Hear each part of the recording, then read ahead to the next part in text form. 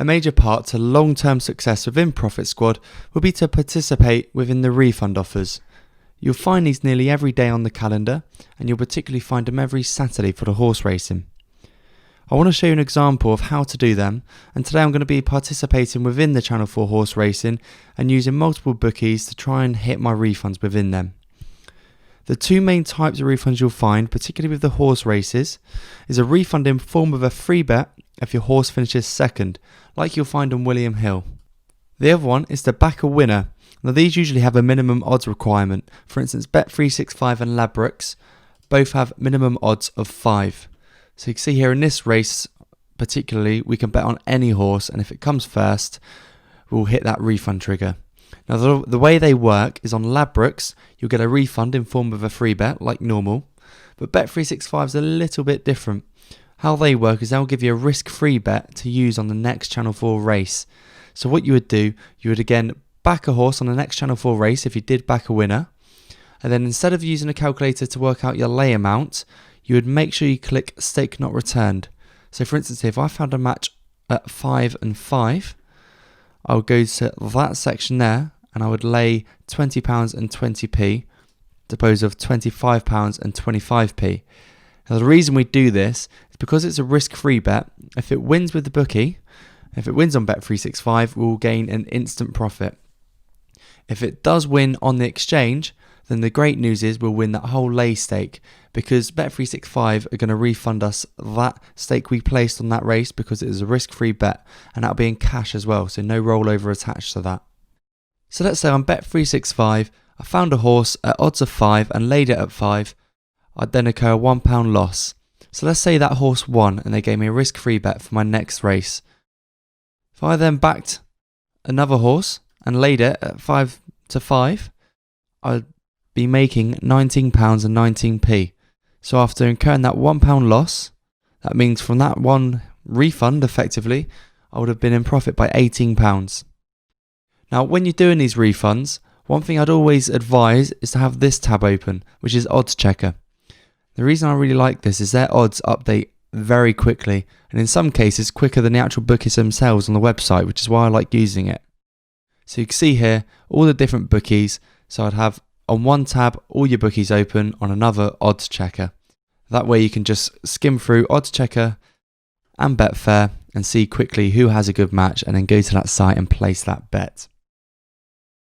You'll find, as you can see now, the odds are extremely far apart. For instance here, Bet365, Western Reserve is at odds of 4, whereas on Betfair, it's odds at 6. Now that's a terrible match, I'd never advise taking that. But the great news is about 10 minutes before the race starts, the odds will move very quickly, and the odds between the bookie and the exchange will be a lot closer, so you can get a much better match. Typically speaking, I'd be expecting to get matches around 5 to 5 within sort of one tick or so. I would be happy to go up to say 1 tick, so 5 to 5.1. A £1.49 loss is okay depending on the amount of horses. Now this is where there will be a bit of skill involved. Obviously if you're doing these bets and you're doing it on a race that doesn't have many horses, you've got a much greater chance of hitting your refund. Whereas if you do it on a race that has 20 horses, you're going to need a lot more luck to actually hit the refunds. So I would normally stay clear of races that have a lot of horses within them. For myself personally, I give myself a complete maximum loss of £2 per bet. And the reason I say £2, that might sound a lot, but that's only if it's a very small race and I've got a big chance of winning. If it's an average size race, I like to try and keep my qualifying losses under £1 per bet. Now statistically, if you kept your qualifying losses to under £1, it means you'd have to hit your refunds within 1 every 15 bets. Now let me assure you, that will happen. You will get refunds within 15 bets. You'll see that from today. I'm going to come back tomorrow and show you exactly how I got on today with the refunds, and show you all the refunds that I got, and I'll also show you as well the matches that I got for those particular refunds, so you can see what odds I got. Now my biggest advice would be, if you are just starting out with this, especially with the refund offers, stick to low stakes. I'd say £5 to £10 just to get the hang of it.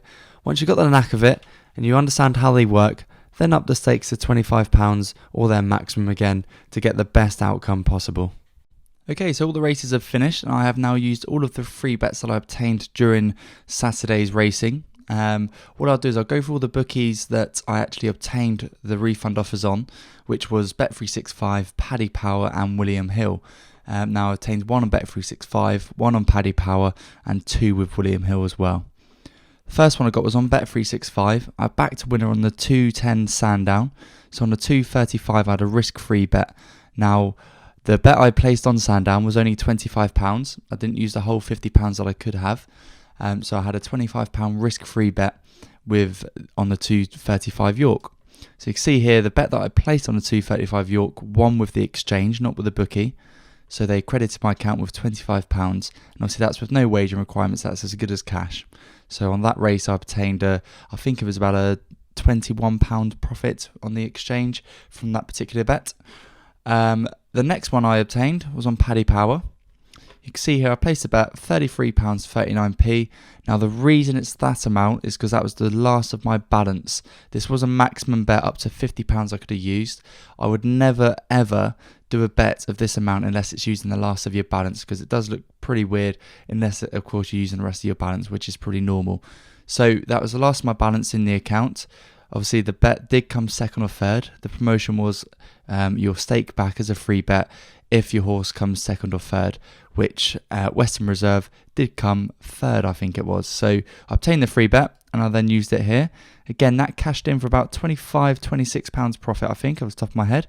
So again, not a bad profit at all. The third one was with William Hill.